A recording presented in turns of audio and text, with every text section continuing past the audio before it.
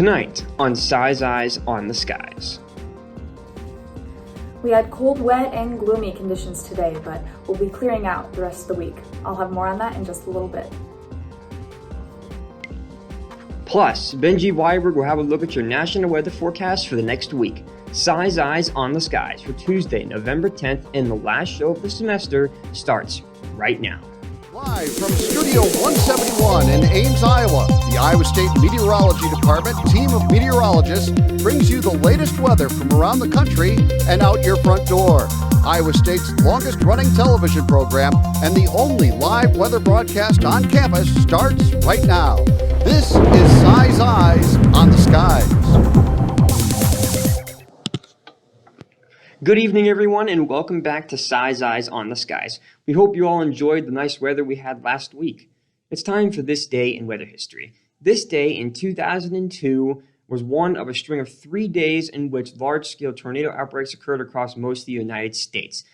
The event is commonly referred to as the Veterans Day Tornado Outbreak. In all, 88 tornadoes occurred across 17 different states that killed more than 36 people. This day in particular, the Mossy Grove, Tennessee tornado wiped the town off the map and killed 7 people. Quite devastating. Up next, Benji Weiberg has a look at your national weather forecast for the next week. Don't go anywhere. Thanks, Trevor. Let's start with the current temperatures here in the United States. Currently, it is 28 degrees in Minneapolis, which is our coldest spot. 33 in Kansas City, and we see that sharp cold front leading to 71 currently in Memphis. So we got 70s on the eastern side of that cold front, and a lot of 30s and even 20s on the western half of that cold front. 80s are warmer spot in Miami, 75 in New Orleans. They got a little bit of a hurricane or a tropical storm to worry about as we look into Tropical Storm Eta, which is currently in the Gulf of Mexico. Right now, those warm waters are trying to help it intensify, but there's a lot of strong shear, which is not allowing it to intensify past tropical storm. Currently, it's at 60 miles an hour, pressure of 989 millibars.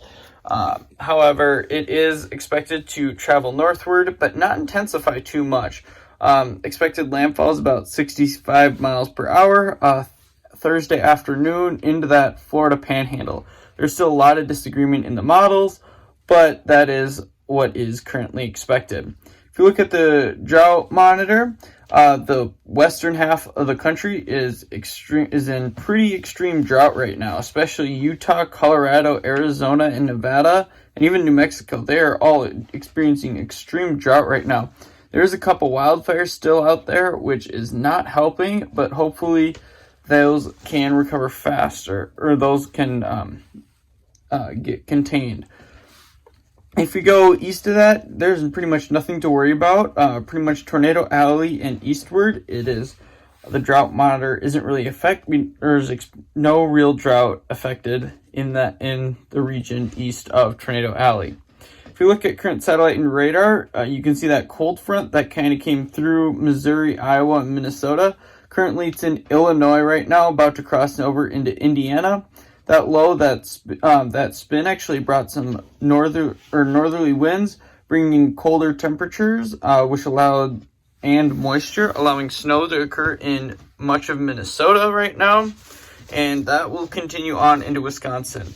There is a little bit of snow in Montana, and that will actually increase. That is one place that has had a lot of snow so far this season, and they are already on track to break a record for the most amount of snowfall. They're already half of what they usually get already into the season. If you look at current watches and warnings, as I mentioned, around Florida, we do have high waves and hurricane watches or tropical storm watches currently in that area due to Tropical Storm Eta. If you look at the Midwest, pretty much the entire Great Lakes has high waves right now. Minneapolis is currently experiencing a winter storm warning right now, so we gotta keep an eye on that. But pretty clear for a majority of the country. As we move on into the 500 millibar pattern, we currently have a trough pattern setting up our ridge in the eastern east coast is currently going to move out into the ocean. We're going to have a trough pattern sitting in a majority of the country right now, bringing in those cooler temperatures. Pretty much it's going to stay cool for the northern half, and actually the flow is going to start to get a little bit more zonal over the next few days. As we move on to our FUTURECAST, that zonal wind is going to dry things up a little bit, with the exception of a little bit of snow in the northern Rocky Mountains. And that snow will continue as you see that cold front that came through Illinois earlier. Tropical storm Ada is going to join that cold front and produce a lot of rain for the southeastern corner of the state. Although that the zonal flow is going to allow a little bit drier conditions for a majority of the country over the next couple days. As we move on to our week ahead, Minneapolis, Minnesota is our current city of choice today. And it is Thursday is going to be a day for sprinkle snow, but then very clear for the rest of the week. Friday, Saturday, Sunday, Monday, and Tuesday, all expecting a lot of sun. Highs are going to be in the mid to upper 30s, while lows are going to be in the upper 20s. Thank you very much, Benji, for that national forecast. Now, let's head on over and have a look at our weather trivia question for today. What is the greatest amount of snowfall that has occurred in a day in inches? Is it A, 82.3, B, 79.5, C, 75.8, or D, 80.6? We'll have the answer to that coming right up, but first, Morgan Slaughter will have a look at your Iowa forecast. Well, today in Ames, we experienced quite the cool down compared to the very warm temperatures we had this weekend, and we were definitely reminded that fall is here to stay. Right now in Ames, we're sitting at 31 degrees, but it only feels like 18. That's thanks to those winds coming from the west-northwest around 22 miles per hour. Around the rest of the state, it really seems to be a similar story. 20s and 30s right now for most of us. We are seeing 42 in Davenport, but the further west and further north you move, the cooler it gets. We're sitting right around freezing in the Des Moines metro area, 28 in Carroll, and 25 in Spencer. We had rain all day today, but that seems to be moving out of the area. We even experienced some heavy snow up in northwest Iowa, but we're looking at clearing skies for the rest of the night. And heading into Wednesday morning, we will see that sunshine pretty much for the whole day tomorrow and into Wednesday night. Waking up Thursday morning, parts of northern Iowa could experience some snow showers as the rest of us see some clouds, but nothing too significant, clearing out again for the second half of the day on Thursday. Looking at our temperatures, waking up Wednesday morning will be around the 30s for most of us. And then coming into the middle of the day on Wednesday, we're going to see some 50s down in the south, 52 in Creston, 52 in Des Moines. But as we move further north, we're going to be stuck in those 40s and 30s, 48 in Fort Dodge, 46 in Mason City, and 44 in Decorah. And then moving into early Thursday morning, we will be dipping back down to the 30s, coming back up into the 50s for eastern parts of Iowa. Very warm, 55 in Burlington, sitting at 51 here in Ames, but still very chilly in northwest Iowa, 29 in Sioux City. And then Friday morning, it is going to be very cold compared to what we are used to. Only 10 in Sioux City, 16 in Spencer, and 23 in Waterloo. And then moving into Friday afternoon, we're only going to get up into the upper 30s, maybe some low 40s. So our forecast for tonight here in Ames, we will see some lingering showers, but then mostly cloudy for tonight, 23 degrees, winds coming from the north at 14 miles an hour.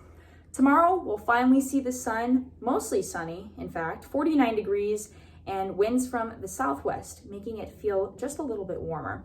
Looking at our week ahead, we are seeing temperatures really around average for this time of year, mostly 40s, 47 on Thursday, 43 on Friday, with lows into the teens at first, 19 Thursday into Friday, but then seeing lows just in the 30s and the 20s. Sunday, we could see some more windy conditions, but then pretty pleasant Monday and Tuesday with sunny skies and highs in the 40s. So for tomorrow, let's look at our highs around the state. Up in northeast Iowa, we'll see mostly 40s, 46 in Waverly, 44 in Charles City, and 43 in Cresco, but the sun might make things feel a little bit warmer. Down in southeast Iowa, we'll see a little bit warmer temperatures, 50s in fact, 50 in Mount Pleasant and Ottumwa, 51 in Knoxville, and 49 in Vinton. And then down in the southwest part of the state, even more 50s, 54 in Shenandoah, and then as well as some 40s, 44 in Denison, 46 in Carroll. Up in northwest Iowa, that's where that colder air is going to stay. 35 in Rock Rapids, 40 in Pocahontas, and 39 in Algona. Thank you, Morgan, for that Iowa forecast. Now, let's go back and have a look at our weather trivia question and answer. What is the greatest amount of snowfall in a day in inches?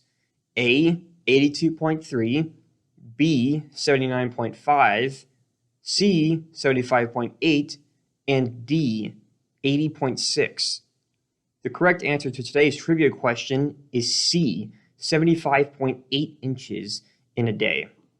We would like to thank everyone for participating on our trivia poll on Twitter. And if we look at the distribution here, it looks like about 30% of you got the question correct, with about half of you going for that high answer, 82.3, and then 8% of you picked 79.5 and 80.6 inches, respectively.